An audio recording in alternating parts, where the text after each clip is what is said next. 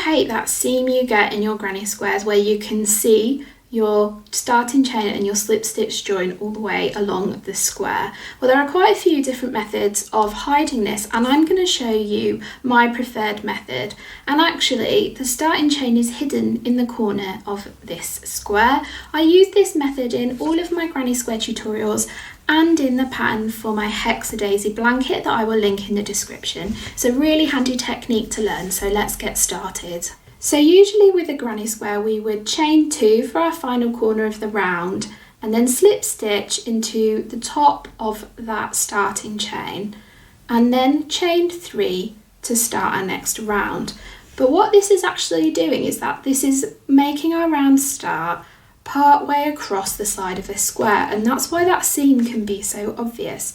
So to hide it in the corner, I'm just going to rip back my stitches. So in that final corner, instead, we're just going to chain 1 instead of 2, and then into the top of this starting chain, I'm actually going to make a single crochet stitch. That's if you use US terms, or a double crochet in UK terms. So let's make that single crochet there. And that single crochet, we're going to pretend it's the second chain of our chain 2 corner from this point forwards.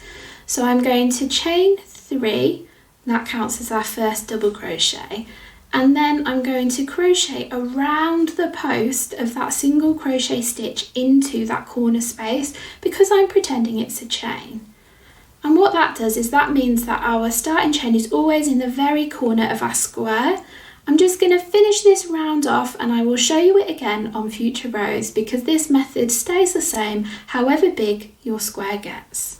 So here I am at the end of round 2. So in that corner I'm going to again chain 1 and then do a single crochet into the top of that starting chain. That single crochet counts as our second chain, and then I would continue my row as normal.